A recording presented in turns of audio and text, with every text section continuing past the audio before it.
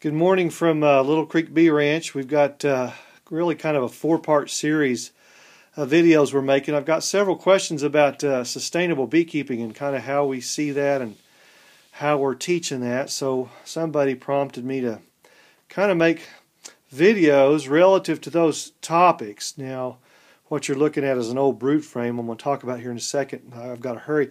There's really four quadrants to sustainable beekeeping in my mind.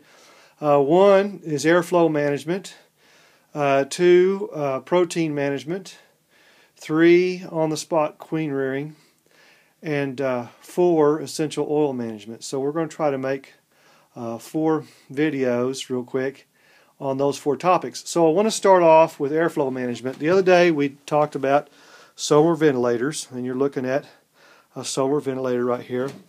There's multiple benefits. I'm not going to go through all the benefits. See the pretty clean fan? We got our fans all cleaned up. And if we kind of spin around, right behind me over here is the bucket of fans. Remember, we took them in and washed them in the dishwasher, and a couple of times actually in the dishwasher, shook them out, a little bit of WD-40 in the motor, put them on a 6-volt battery, spun up, all of them work great, wonderful, really, really, really dirty. But they need to be cleaned. Now, here's the deal with airflow management. So there's a solar ventilator. You can go to becoolventilators.com to learn more. B-double-E, becoolventilators.com, and learn more. So that's for a big hive, sits on top. But my emphasis here for this video is this right here. If you see this brood frame, you'll see an old dead brood pattern. Just an old dead brood pattern right here. And I've outlined, well, I just took a little tool and just kind of outlined an oblong football pattern. Now this doesn't happen every time, but a lot of times when you're working with nucs, you will see this. And I kind of put it against a nuc right here. There's the porch of the nuc. Bees go out this way, as if the frame sat inside the nuc like it is. Now, it took me several years to pay attention to what I'm reading here. And I would pull up frames, and I would see brood patterns that looked like this. And I just wasn't paying attention, and after a while I go, what in tarnation is going on? Because all this back here would be honey. Now I'm talking in the nucs, okay? I'm talking in the nucs. And so I'd look at that, and I go, that's really weird. All this would be honey, a little bit of pollen around. All this would be honey. That's not efficient. That should be mostly brood back there. All that would be honey. And then I would have this strange looking football pattern of brood, and it would extend down to kind of a point kind of right down there. And after a while thinking about this, it dawned on me, oh my gosh, that queen is airflow sensitive. See the pattern we get? The girls, you know, I know they can blow air and push air. Yes, I know all that. But I'm saying this becomes dead airspace back here, stagnant, kind of dead, on a traditional nuc that's closed off in the back. So you end up seeing this weird shaped brood pattern. And I begin to pay closer and closer attention to that. And what that tells me is that queen is airflow sensitive. So now when we do the big solar ventilators on top, we see queens, not all the time, but sometimes they'll lay wall to wall. They'll lay from frame 2 to frame 9 of brood. They really, really like the airflow. And it's not talking about a gale force wind. We're talking just a mild airflow that those little tiny fans create a mild little airflow. And that's all it takes to get that queen to lay better. So on the flip side, what this told me is when I'm looking at these frames and small nucs, if you see this, and it may be a little different shape, but the brood will be forward, because the girls can only get in so much air in the front and push it back, and it'll stop about right here, and the rest of this will be honey. Well, now we get picky and critical. No, that's not a very efficient use of brood frame space, but that's not my point. My point is, read the queen. What's the queen telling you? She don't want to lay back there. That's all dead air, and she don't want to lay back there. So the queens are brood sensitive, and that larva needs a little fresh air, so they're going to lay forward. They're going to push that brood forward, and she's going to tend to lay forward.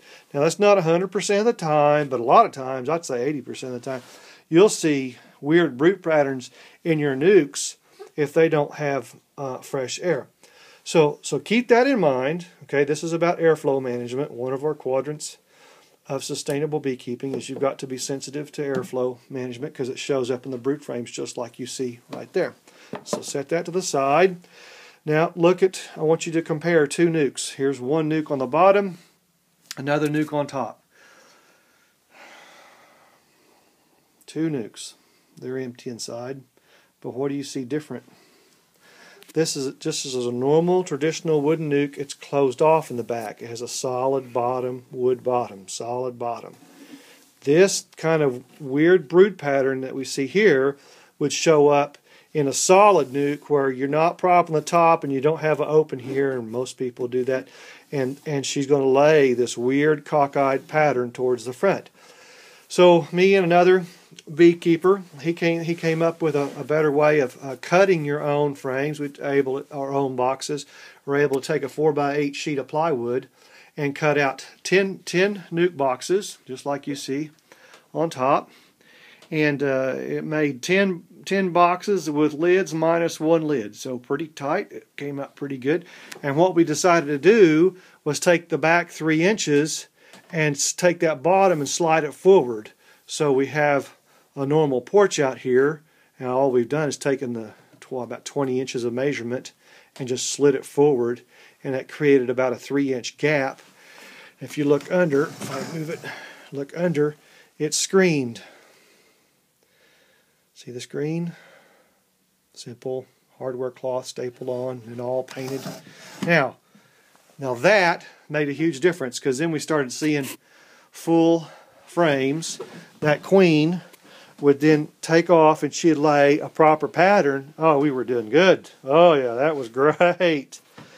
Because we just slid back.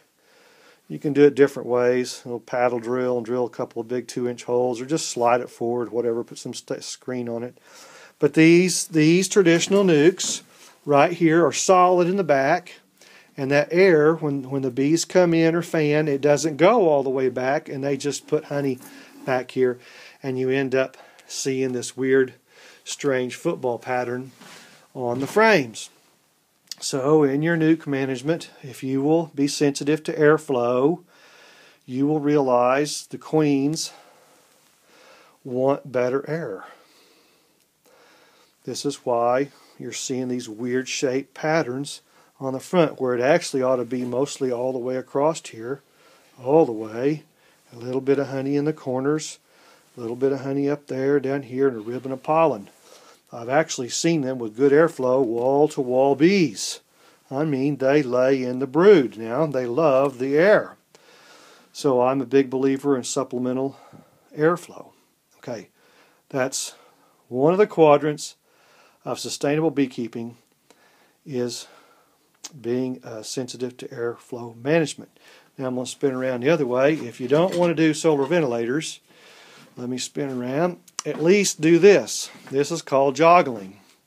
Now we have this old empty stack of boxes, but I want to show you. If I take a normal beehive and it's all faced up and even, if I take the top box and push it back about 1 inch or less and joggle it, from my fingertip to my first knuckle, and then the box here, or top, either way, would be joggled the other way. You joggle the other way, pull it off, there you go. Now, the bees can make quick access. Their nectar delivery is much faster. Of course, on a setup like this, a solar ventilator wouldn't work, right? Because it's just going to suck air right here. It's not going to work. But if you don't have a ventilator, you can joggle. I don't think you get near as many bees out working in the field, but you have a gap here that the bees can then access quicker, and their nectar delivery and pollen delivery is quicker, and they'll guard this. No, I'm not worried about the rain. This is initially how I was taught, was joggling, called joggling. Now, if we get really, really super hot and dry, 115 or whatever, yes, then we got to go back out. and close it up. So that's joggling. I go back over here to my ventilator. If it gets to 115, whatever, super hot, we just take the ventilators and back we go. Take them back. Or we go inside and we can disconnect the fans. When it gets that hot, I think the girls will go get water and put in their little wax cups. The bees put little wax cups up here on top and fill it with water and create their natural sump cooler. So they got this all figured out. We're just manipulating airflow to be more efficient with the brood. I think that's a huge key. And if you're working with Nucs, I think you can pay attention to these weird patterns. And if you see the weird pattern, that's what the queen's saying to you. I don't want to go back there and lay. So I hope that's an important tip. We're going to do 3 more videos, all focused on sustainable beekeeping. This was the first one about airflow management. Have an awesome day.